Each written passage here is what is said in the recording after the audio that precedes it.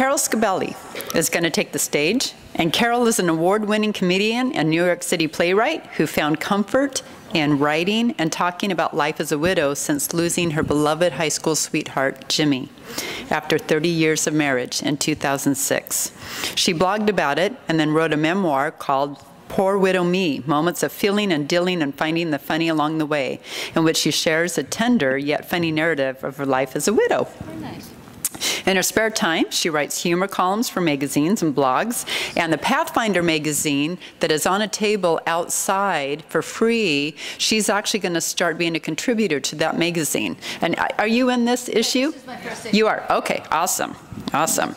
So, and she's been published in the New York Times, Newsday, dozens of other publications. She's been an active member of the New York Friars Club for nearly 20 years, and more recently, she's been added to the cast of the upcoming film, The Secret of the Key. So please welcome Carol Scibelli. Wow. Now stop.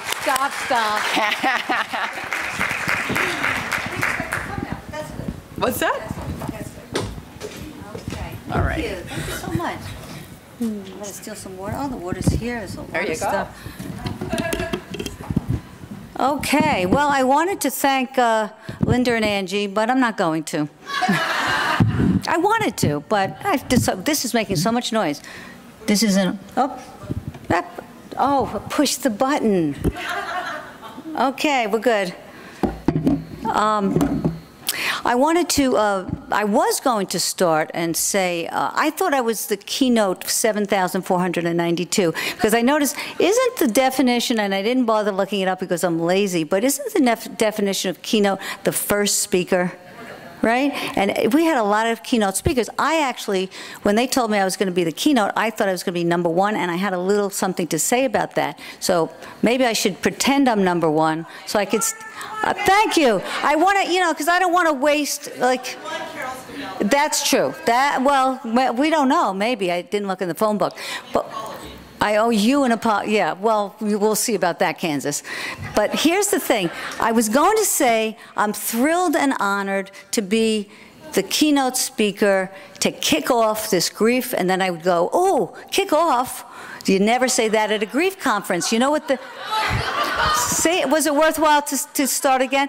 Then I was going to compare it to if you have a dog on your lap and you want to put the dog off your lap, never say, I'm going to put you down now.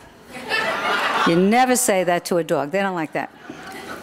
So there are different slots that Angie, first of all, I think we should all applaud. Once again, Angie goes first because A comes before L, right? A comes before everything, actually, in the alphabet. Even I know that. So please applaud Angie and Linda, because I think they did a terrific job. If you notice with all the speakers, everybody has a specific slot for whatever their so-called expert, well, I shouldn't say so-called, mine is so-called, but the other people seem a lot more wise than I am. But my slot is, can you guess? Humor, thank you, yeah, humor. And my idea of humor is to find the funny in grief, but I don't want you to misunderstand that is never dismissing the sadness. It's always just trying to lighten it up so it makes life a little bit easier. If you notice also, all the speakers had to qualify. And by qualify, I mean, which is, of course, the way it should be, we all have to have our, I guess, our grief. My loss is my husband. My husband died 9 years ago. In April 13th, just this past Monday, it was 9 years. And I remember going to, it's kind of funny, well, it wasn't that funny, but I was at another convention, and there was a woman, it was all widows, and there was a woman there who was one of the speakers, and it was obvious that she wasn't a widow, and it was obvious that she was kind of using all of us as guinea pigs because she was writing a book. So she kept handing out questionnaires, and she kept asking questions. It was just very transparent. And we didn't resent it, though, because she was so sweet and soft-spoken. And she would it sounded sort of like this. She said, hi, well, widows, I have a confession to make. I am not a widow. No, I'm not. But my mother died when I was very young, and my father was a widower. And I was there. I saw the loneliness. I felt the pain. I understood him. I was 4. And then my father remarried, and oops, she died. And he was a widower once again. And once again, I was there. And I was there understanding how he felt. I was 7. So,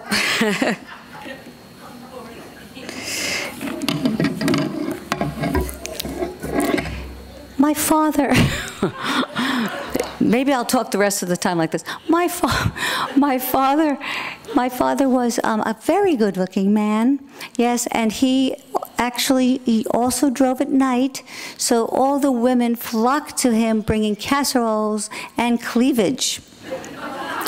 I actually remember that very well, those peekaboo blouses, and I grew up eating casseroles. I have a thing for them. I don't know why. Anyway, that's how she pretty much endeared herself to us, because she was so sweet and innocent. But most people speaking like this have had their own loss. So, my story, what's my story? Well, I was married for 33 years. 29 of them were pretty happy. There was a great Monday afternoon. There was a terrific Friday morning, and it all added up to about 29 years. When I first became a widow, it was very awkward going out into the neighborhood, because people didn't know yet, and they would ask me, and the clue was, "How's Jimmy?" You know, that was kind of a clue that they didn't know that he had died. So I was really tempted. I couldn't stand thinking about having that suffocating hug. So what I did was I did tell them, but I was this close to saying, "Oh, he's fine." But then I realized, wait a minute, when they backtrack and they hear that, they'll say, wait a minute, he was already gone when she said he was fine. She must be a lunatic. Must be something wrong with her. Maybe she had something to do with it. And now that it's 9 years, I'm thinking, you know, he was 56, I was 55, I was almost 56, and here it is 9 years later, I'm going to be 65. Wow, she looks terrific. I was waiting for you to say that, but I'm very self-protective. I figured you wouldn't. And I'm thinking now, I don't know how old you have to be, what the age difference is to be a cougar, but I'm thinking if I was dating my own late husband, I would almost be a cougar at this point, right? I think so. So I have kids. I have a daughter and a son, and one is 38. My daughter's 38. My son is 34. And what's strange is that over these last 9 years, there's been a lot of, obviously, changes. All the things that we remember as a family are things that didn't involve my husband because he wasn't here. Even reminiscing. My granddaughter was 2 when he died, and now, of course, she's almost 11. And we can go back and we can say, oh, remember when Skylar, her name is Skylar, was 4. Remember when Sky was 7, and these are all memories that he doesn't share. And it was almost, I almost feel, and I still do, that I'm kind of leaving him behind. He was a terrific grandfather. He used to say, well, Sky was only 2, he used to say, and tell me if this is something you've heard before, because he told me he made it up, and I don't think he did, okay? It's okay, you can say he's a liar, it's all right, it's okay.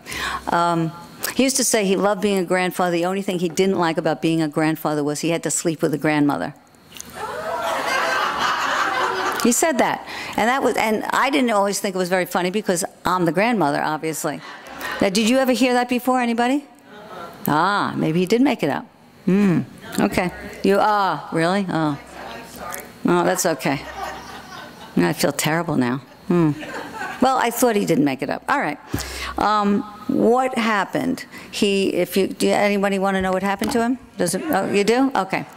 Well, he had a very aggressive cancer. He was fine, but it was like within 5 weeks. And the cancer is Burkitt's lymphoma. Now, my nephew, Chucky, who's an opera singer, very well spoken, he always told me that I sounded like I'm from Queens, which I am when I say lymphoma. And he kept saying, it's lymphoma. And I said, you sound like you're English, and you're from Queens. And he would say, it's lymphoma. I couldn't hear the difference. So now, he made me so self-conscious about how I pronounce lymphoma that asked me what my husband died of. Somebody yell out, Carol, what did your husband die of? He had a heart attack. It's so much easier.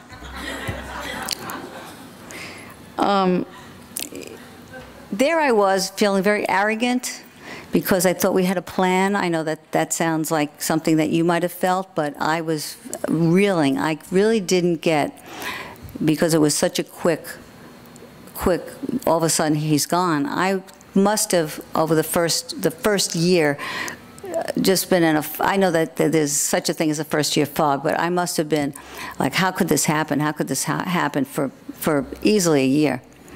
And I call this talk, Be the Boss of Your Loss, but I was really not quite even sure that I had had a loss. I was just a lost person. But what I do know is that I think at our core, we really are who we are. And I think that gets pushed in the back, and little by little, it peeks out. And I remember watching for it. Every once in a while, there'd be like a little glimmer of something that was familiar about myself. And I am lucky because I happen to be wired to be funny, so the funniness really helped. It helped me relax with people who said stupid things. It helped me with just becoming more who I am. Little by little, I felt more, never back to who I was. I don't think I ever became back to who I was, but I certainly became more of who I could be, and that's who you see today, standing here. Early on, I remember being kind of trying to find the funny, and I guess that the funeral is early enough for you, right? Okay. Well, here's what happened at the funeral. We're sitting, my son and my daughter, I'm sitting between them. They were 25 and 29 at the time. And my daughter was very self-conscious because we're sitting in the front row, which is where the families, the closest of close, sit, right? And my daughter was very self-conscious, and she said, Mom, everyone is staring at us. So I remember taking them in a huddle, kind of like this, and I said, you know, this is probably the only time in life that people don't want the best seats in the house. And we all started laughing, and I think everyone in the back thought we were crying because we were shaking like this. And I realized too that there I was, last parent standing. It was really up to me to kind of set the tone, and that was to be a little bit light about everything, so they both would feel a little bit more safe. I guess the word is safe. Then, because my husband owned a limousine company, all the people from all over who had limousine companies, all the drivers, they all came to pay their respects. And there I am sitting in the front with my kids, and they all came over and very, very meekly, with some kind of an accent, said, I'm sorry for your loss, I'm sorry for your loss, I'm sorry for your loss. It was like a parade, I'm sorry for your loss, and we just couldn't look at each other, the kids and because we'd start to laugh, and that would be kind of inappropriate. It was their father's funeral. But it was funny, and then the kicker was, my cousin came by, this was the funeral, and we were going off to the cemetery, and she said, you know, our car broke down. Do you think anyone could give us a ride to the cemetery? And we said, well, take your pick. This is, you've definitely come to the right place. I remember going to the supermarket and picking out all the things that my husband liked and I didn't. I remember Raisin Bran. For some reason, Raisin Bran was a big deal. And I would put it in the shopping cart. I did this like over and over again. You'd think I would have learned. Raisin Bran, oh, no, no, no, I don't like that. He likes that. Oh, tomatoes. No, he didn't like. I didn't realize I was such a giver. I don't know if people have done that, but I was confused. Combining food with that we are who we are at our core. I have a little story. My nephew, the same nephew, Chucky, he sounds like he's a kid. He was in his 40s, and he's an opera singer. They call him Carlo, so he sounds a little bit more sophisticated. But to the family, he's Chucky. And he was very, very into food. And we used to say he lives to eat instead of eats to live. And he was very close to his uncle. And it was days later, and he's sitting on my couch in the living room, sobbing. He has his hand over his face like this. And in comes my next door neighbor, Sherry, who he knows is a very good baker. And she doesn't know what to do. He's so upset, she has to make him feel better. And she says, Chucky, Chucky, what can I do? What can I do? And he has his hands like this, and he goes exactly like this. He goes, blueberry cake. And then he goes back to crying. I said, wow, you are who you are at your core. And then about a year ago, it was 8 years already, he said, you know, she never did make me that blueberry cake. I said, Chuck, really, give it a rest. I mean, it's been 8 years. You can't pull that Grievous Card anymore. As far as Grievous Card, I know that everyone is familiar with that. When you have a loss of any kind, we used to call it the widow card for widows, grievers. You could do that with cancer. You could do that with, my son got a lousy mark on his SAT card. I feel sorry for me. It's like, or how about I cut bangs? I'm really unhappy about that. You know, but they'll never grow in. So for a card, I thought as a commercial, you might say, it might go something like this for the commercial for the Grievous Card. It might go like, are you too grief-stricken to fold your laundry? Phone a friend. Hello, Sally. Yeah, I was going to fold my laundry, but then I remembered that Mike used to do that. You'll come right over? Really? Oh, well, that's good. Well, you know what? While you're on your way out, you're out anyway. Do you think you could pick up some Ben & Jerry's, maybe Chunky Monkey?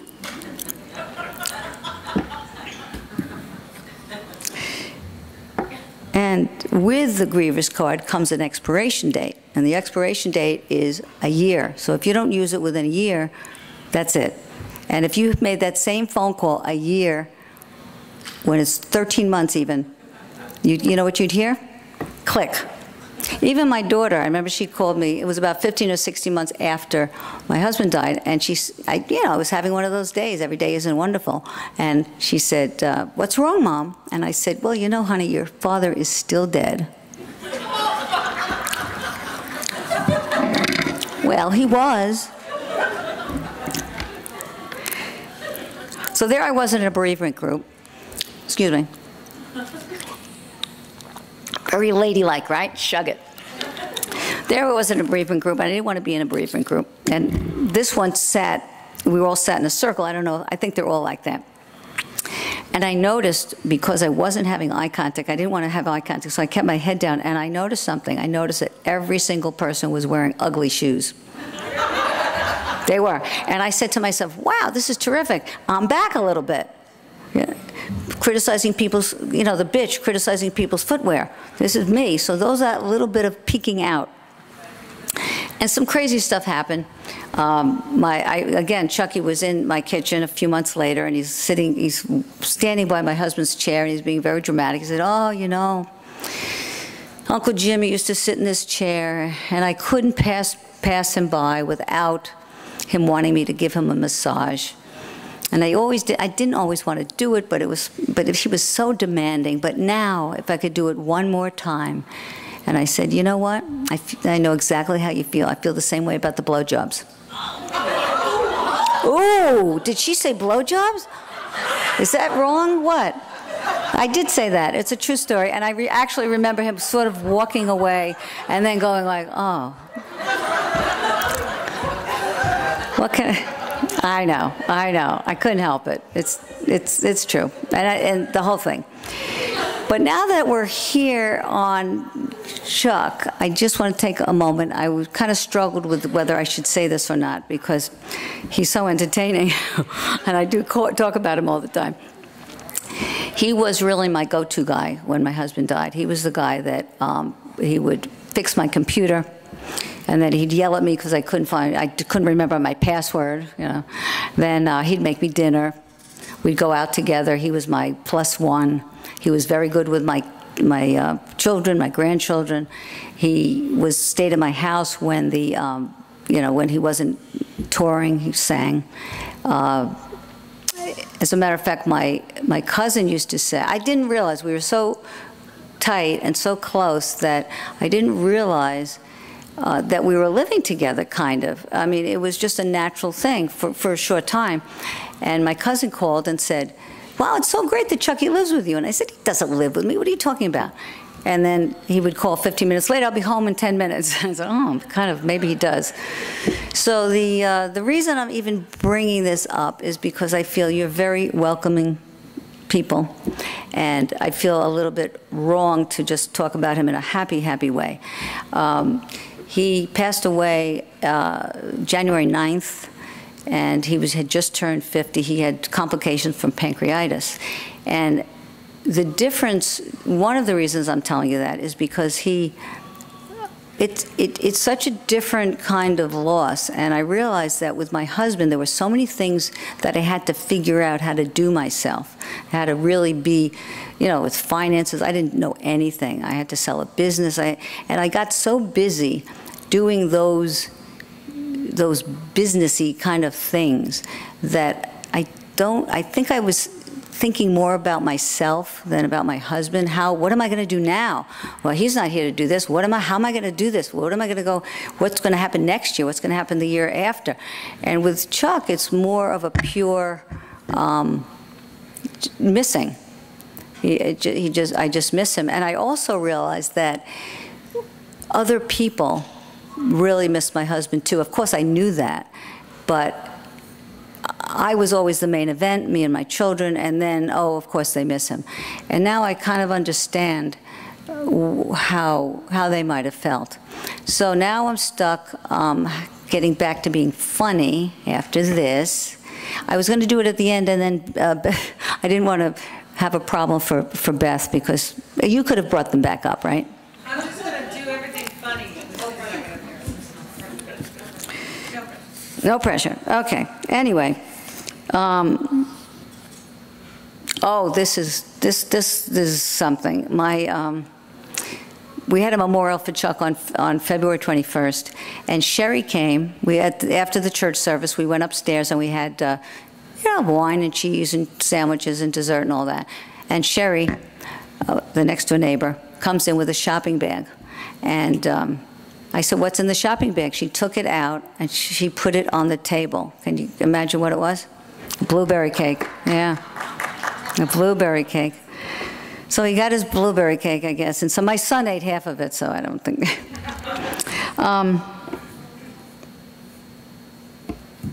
To get past the Chucky stuff. Stupid comments, we were talking about at the workshop a little bit. Stupid comments, how many people here have had anyone say some stupid comments to them? Everybody, right? Everybody gets stupid comments. Well, I think because I got a small dog, people seem to feel that they could say things like, well, you have a small dog, that's good because he'll live long. You won't have to worry about someone else dying. And then somebody actually said, I would trade my husband in for a puppy in a heartbeat. And, what do you say to that? So I said, well, you know what? I think a puppy is probably a lot easier to train than a husband is. So that's a good choice. That's good. But nobody gets it. I know a lot of widows say nobody gets it. But really, how can you expect anyone to understand what you haven't experienced? So I've never really felt that way. I remember my father-in-law died, and my mother-in-law was in her 60s at the time. And she always wore her wedding band. She wore her wedding band for about 10 years, and I never understood why she would do that. She's not married. And then, of course, now I understand. And I wasn't stupid enough to say, why do you wait? I wouldn't be one of those people that had a moronic comment, but I still didn't understand. And while I'm on the subject of my mother-in-law, Fanny, well, she died too, a couple months ago. Good. But she was 96, and when she was widowed for 10 years, she said to me, wow, last night your father-in-law, Charlie, came to me. I said, he did? He said, yes, he came to me wanting you know what. So I said, what? just to bait her a little bit. She would never say sex. So she said, yes, and I told him, not tonight, Charlie. I said, the man comes back from the grave and you have a headache? And I started thinking, I said, that's probably why she lived so long. Every time her number came up, he's up there and he's going, nah, send her back. Send her back, she's no fun. But widows are very hard to figure out because we're feeling one way one day, we have a trigger. Obviously, that's what triggers are for. Triggers trigger certain feelings, and we're feeling a different way, 15 minutes later. And I'm thinking that if there were two people that were trying to figure out how to deal with a widow, it might go something like this. The man would say, well, Jenny, have you seen our garden hoe? And she'd say, well, yes, Tom. It's the garden hoe is, you lent it to the widow next door, don't you remember? And he would say, well, yeah, but do you know what stage of grief she's in? Because if she's in her angry stage, I reckon it's really not a good idea to go over there and ask for it. She's sort of, not to make you feel bad, Snookums, but it's sort of like when you have your PMS. I don't want to deal with that. So I started thinking about that kind of thing, that maybe we should let people know how we're feeling by kind of like either a mood ring, or Homeland Security's has, the code. We should wear whatever color that code is. And I have to read it because I don't want to get it wrong, because, the government is very, careful about the code. And it seems like green is the low. You're okay with green. You don't have to worry. Nothing bad is going to happen. And then you go to yellow, which is significant. It says significant. Well, it's not so bad, because then you go to orange, which is high alert. And then you go to red, which is severe. So if Tom goes over to get the garden hoe from the widow next door, she answers the door, and he knocks on the door, and she's wearing yellow. She probably would say, oh, I'm sorry, Tom. I meant to return the garden hoe to you. And here, have your hoe and cookies to go. Now, if she's wearing blue, she'll probably say something like, fine. I was just about to give it back anyway. If she's wearing yellow, she'd say, all I have to think about is your stupid garden hoe. Orange, he should actually turn away. When he knocks on the door and she opens and she's wearing orange, he should actually go back home. But she probably would say, I don't know where your stupid hoe is. What's her name, Heidi? Did you check your bedroom? And red, this woman would say, yes, I have your hoe, and I'm not giving it back. Do you know why? Because I have no husband, that's why. So stupid. I know, this stuff is really kind of dumb. You know what I worried about early on? I worried that I would be, because my mother-in-law was the old lady in the back seat of the car. And I thought, uh-oh, now here I am, single, I'm alone. I'm going to be the old lady in the back seat of the car. So I said to the kids, is that going to happen? They said, no. They were so sweet. No, no, no. You'll never be the old lady in the back seat of the car. And about a month or two later, they bought a two-seater. So there it was, my first birthday. Not my first birthday, of course. It was my first birthday after my husband died. And I was driving along. It was 3 months later. My birthday's in July. I was driving along, and I'm listening to the radio, and it was Michael Bolton singing, How Am I Supposed to Live Without You? So I should have changed the radio station. What I did instead was I hit a car. Yeah, I know. A parked car. A little Mercedes. Yeah, yeah.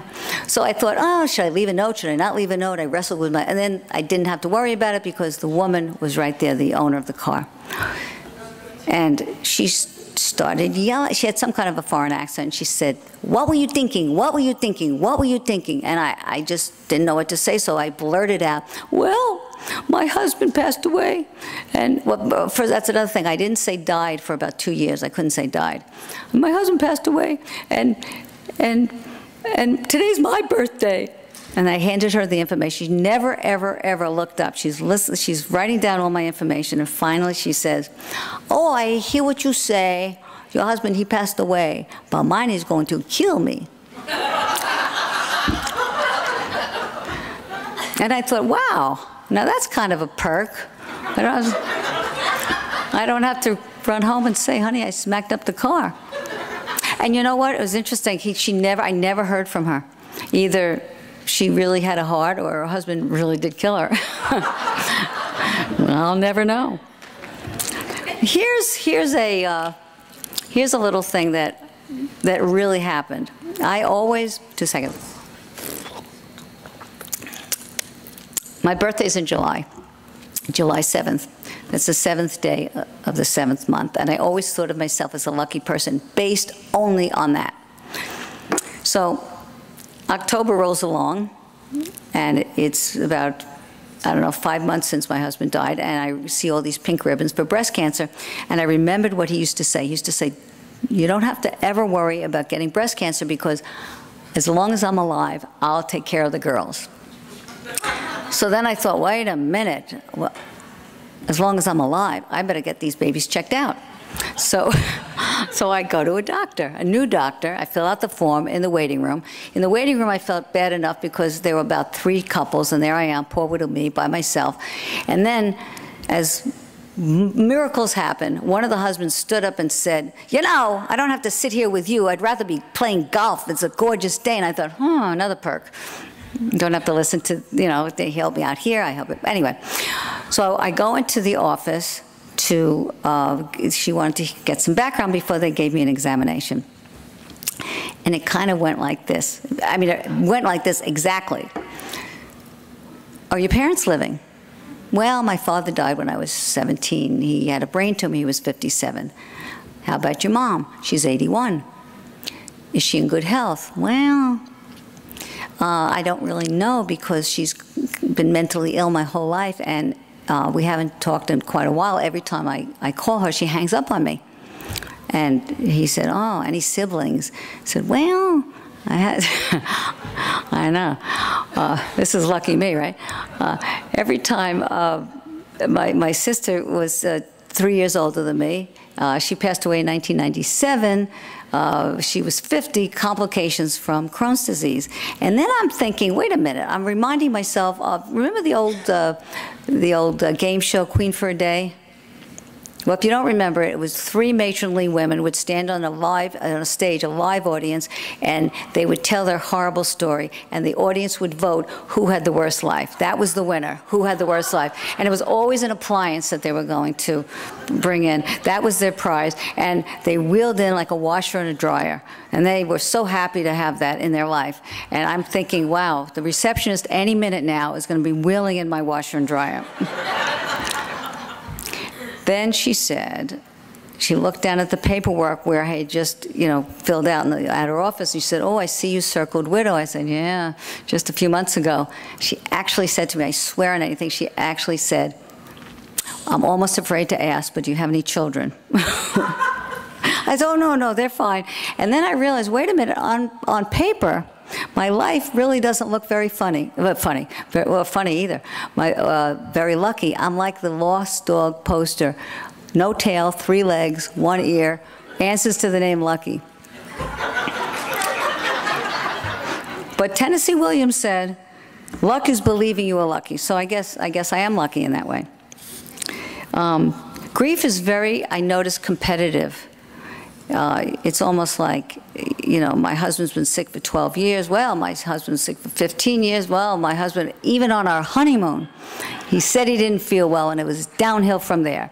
People are very, and I'm thinking that the first caveman wrote on the wall, on his cave, I have a cold. Then the cave next to him probably wrote, I have a very bad cold. Then the very's got very, very, very, very, and I think, it's just my theory, I think that's how pneumonia was discovered. That's what I think. But everybody has the best doctor, right? My doctor is the best doctor. Oh, all the doctors go to him. Every single person, he's a doctor's doctor. Even in the waiting room, everyone's wearing a stethoscope. That's how you can tell. He's a doctor's doctor. But wasn't that the doctor that your husband, he died under his care? Even Derek Jeter has, once in a while, he strikes out. What are you going to do? So my bereavement counselor asked me one time, do you know what the worst kind of grief is? And I said, what? He said, she said, yours. I said, mine. Isn't that great? It's sort of like Mel Brooks. Mel Brooks said, tragedy is when I cut my finger. Comedy is when you fall into an open sewer and die. Comedy is when you... Comedy, because it's your situation. That's why. Okay. So I needed closet space. That was some segue, huh? 5 minutes? 5 minutes? Really? Oh, I better skip some of this stuff. Oh, wait a minute. Let me get to the 5 minutes. Let me get to the good stuff. Oh, well, the closet space is kind of good. Okay, I'll talk fast. I needed closet space because I was buying more clothes, right? Because there was no one there to say, you really have enough black pants, you know. And as women, we all know you can't have enough black pants. So it was less traumatic than I thought because I don't know if you know what a memory quilt is or a memorial quilt. Right? Okay, so the little squares are all from my husband's clothing, and I made one for little 4-inch squares. I made one for my daughter, one for my son. So when I go over there's his clothes. But I didn't make one for myself because I realized, wait a minute, it's a year and a half later, but I'm not dating now, but someday I will. And what if new guy comes over, sits on my couch next to my husband's entire wardrobe? Or worse, what if new guy is wearing the same patterned shirt as one of those little squares?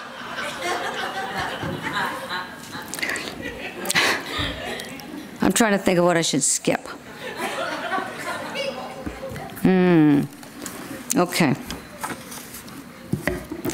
Like in The Sixth Sense, I went out on a date and I thought my husband was there with me because the napkin kept falling off my lap. This was a first date, and I thought, oh, and I yelled to him, I yelled, stop it. And the guy said, what's wrong with you? Because I really thought that was happening. There was a conference that I heard a while back. This has to do with having people think that their loved one is watching, and maybe they are, who knows, but she didn't like this very much because she was in bed with her boyfriend. It was 2 years later, and she was sure she heard her husband from up there looking down and saying, now you're interested? I know, is that great? And I had a situation where I was with the man I'm with now, Mickey, and I had a fireplace. I was living in the house that I sold, and we had a fireplace, and we were about to light a fire, and my daughter called, and I answered the phone because it was my daughter, and she said, Mom, you'll never guess what the psychic said. And between you and me, I forgot she was even going to the psychic that day. And I said, oh, honey, I've been waiting all day to hear about the psychic. What did she say? She said, well, she said a lot of amazing things, but the main thing is, she said, Daddy's in the fireplace. And I said, whose fireplace? Yours? She said, no, yours. And I said, I gotta go, honey, and I tackled Mickey to not light up. And I thought, you know, there might be some credibility to this because she could have said anything. She could have said a kitchen. A lot of people don't have a fireplace. I moved. I'm in an apartment. I don't have a fireplace. But everybody has a kitchen chair. She could have used that, right? She could have said, Daddy's sitting on a kitchen chair. All right, let me end with this because it's a good way to end.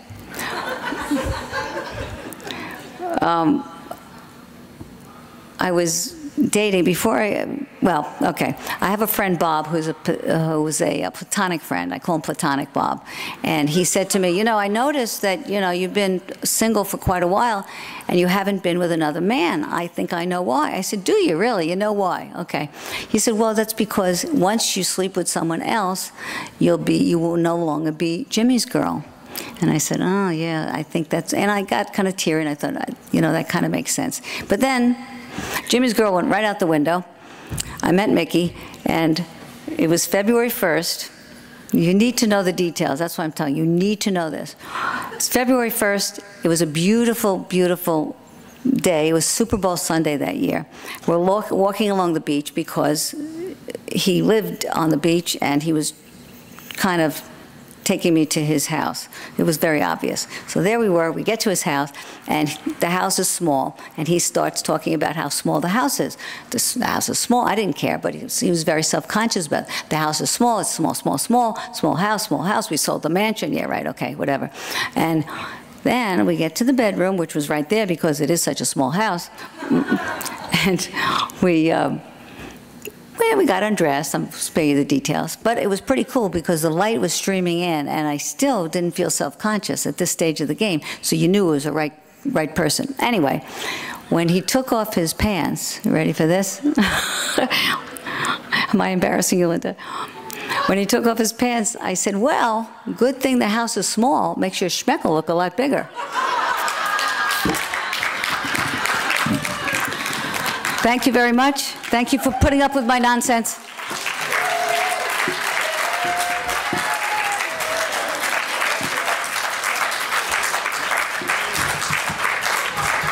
I just have to ask. Yes. What did you call it?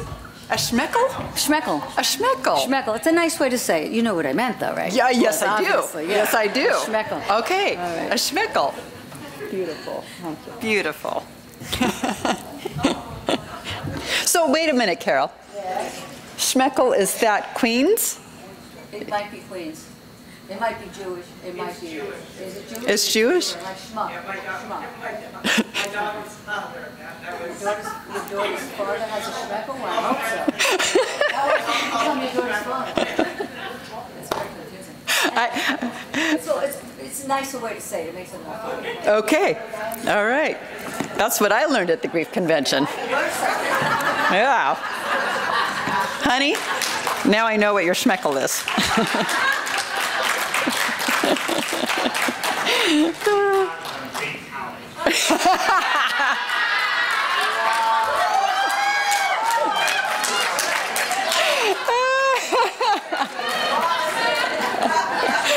Oh my goodness. Oh, you just never know what you're going to find when you come to a grief convention, right? Oh, that was wonderful, Carol. Thank you so much.